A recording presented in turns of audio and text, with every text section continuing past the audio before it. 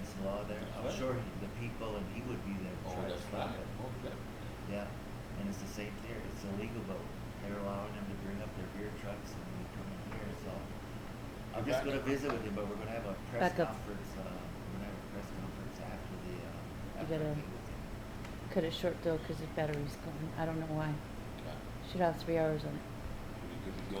Yep. All right. The final piece that I wanted to kind of interrupt on, real heavy, was that we have approximately 2.3% of our tribal members locked up in all federal and state penitentiaries. We also have the large removal of our children, in non-native foster care families. Mm. Because of these programs that are on the reservations, they're not meeting them standards to safeguard our children and reunite them with their families. Well, same with our people in prison. Now, I'm supposed to be in Lansing, Michigan, to give a public, testimony on this issue pertaining to the facilities that are designated to the reservation that will meet these qualifications to safeguard our tribal members to be reunited back into society. Okay? None of these establishments are built. Now, we just had a new facility resurrected.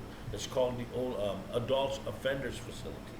Now, from my understanding, that was supposed to promote that type of, acceptance through state and federal parolees. It has never met that requirement. Why? I don't want to know why.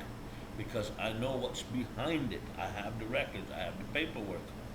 Now, if our tribal members can be released, and I'm a proven fact of this, the Strongheart Warrior Society has 15 parolees in the state of South Dakota and the reservation that are housed at the camp, 79 camp, under our provision, okay?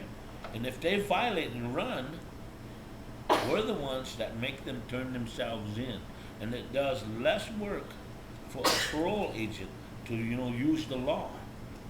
You see, if you allow the community to react as a workforce to safeguard its prisoners, then and only then it becomes healthy.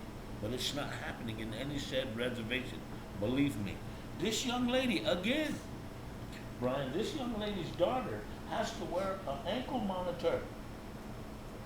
And she can't leave the vicinity of Riverton, Wyoming. Because the facility that are supposed to be established, they're prisoners' convalescent homes. They're centers that meet them requirements. But we don't have that here. All the money designated for that from the Federal Justice Department and the Bureau of Prisons, the BOP, they have never ever implemented that type of structure and foundation to save our people. We have countless amounts of tribal members. I don't care what last name they are, whatever it is. They should not be subjugated to that type of imperial abuse. In America, you people are responsible for that.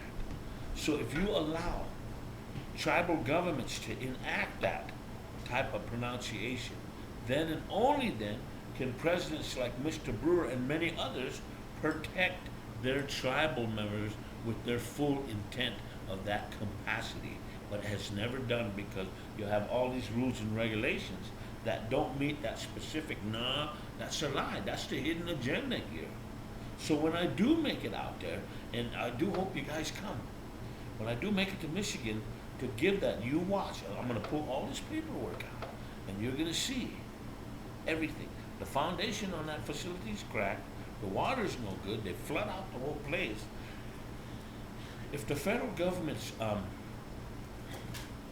labor board saw this, okay, and if their inspector general saw this, then people have to be released, because that's unfair. It's no different than that old jail down here when I showed you guys when we went through Pine Ridge.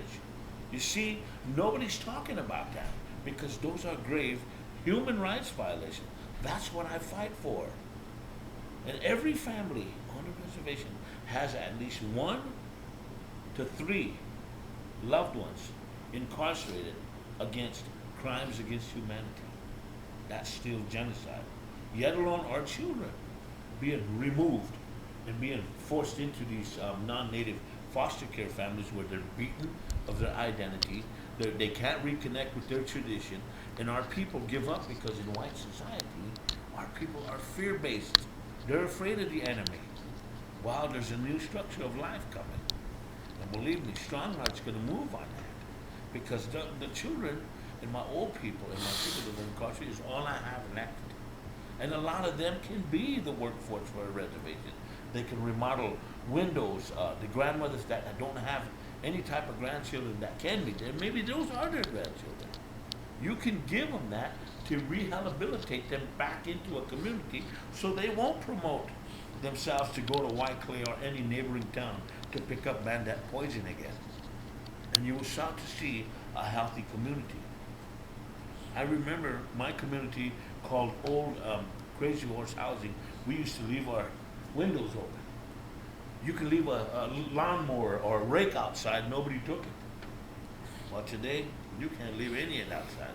It's bad enough our grandmothers have to seal their ice boxes with a chain and padlock, and our children go without. Now, how many of our people are contesting these children to be returned? That day at that Equal Summit, I demanded that. If we're talking about the rights of our children, then, I use the term, God damn it, okay?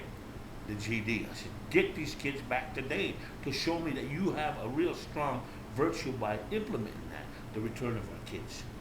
This is a fight that they said for 4.5 years that they finally got it. No, that's a lie. I've known the Lakota Project. I've worked with them. But they keep showing this way because it's about money. I know Mr. Sheehan. I've worked with him in the past and present. And I tried so hard to get that guy to understand we cannot use our kids as guinea pigs just so you can make $1, young man. That's what's happening. If you do the math, America's that problem. But there are many countries out there that are facing the same thing. I saw something the other day on YouTube where this one president killed these kids, and they had them right out there on YouTube. If I was computer, smart, I'd be on it, but I'm computer illiterate. I exercise my brain by reading, and that's how I keep it healthy. But I do appreciate this opportunity because Mr. Brewer's got to get to a blockade now. I want to take you guys up that way too in support and show him what he's doing. And then I got to figure out, I'm getting on that trip to Michigan because if you guys can, man, I'd like you to see that. Because these people that are giving public testimony on this prison thing, that's my fight, man. Because I know we're going to be misrepresented. That's why I was asked to go. I do believe Standing Bear, a friend of mine, called, was wondering if I was going to go, and I said, well, yeah, I'm working on it. And so, that now that you guys came in, now maybe, something will change. But if we can, after this, would you guys be honored to come back and do another story with Mr. Brewer? Yeah, most definitely. Would that be plausible for you? I just want to say one thing on the EQA before you forget. We had a hard time getting the Bureau of Indian Affairs to have this equal conference. In Rapid City, 85% of the children that are taken away are Oglalas. So it's really, it really hits us home, and that's why I really went after it and pushed for it. But we've lost 10,000 of our children in the last 15 years. 10,000 of our kids are gone. I mean, these are Oglalas, our own children. They're gone.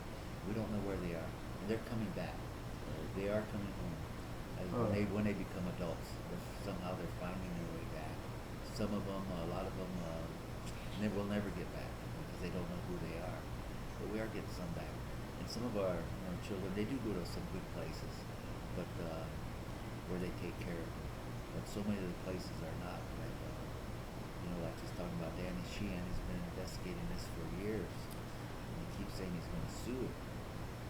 When are you going to sue? And the Oglala Sioux tribe and the Rosebud Sioux tribe, we're suing the state of South Dakota now. We just filed this winter, and it's just on one part of equal that the state's not following. But the state of Nebraska is making a lot of money off the federal government, off of our children.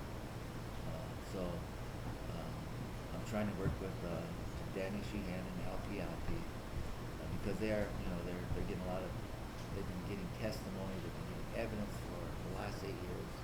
And my question is, when are you going to sue?